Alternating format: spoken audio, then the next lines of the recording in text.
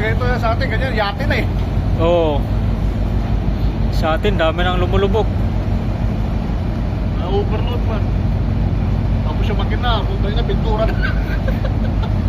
Uy, ganda ng makina, pasado sa marina. Puta yun na, pintura lang pala. Walang iya marina yan. Isang katok pa lang, butas na.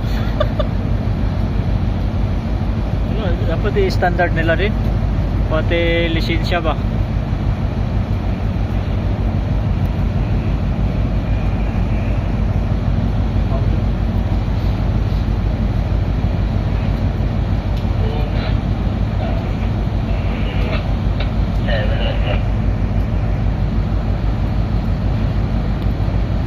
Ayos.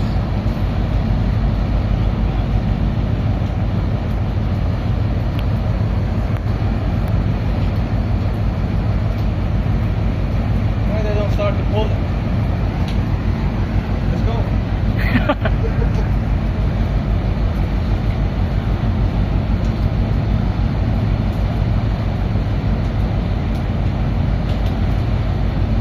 Bidyo mo, babangga yun, babangga.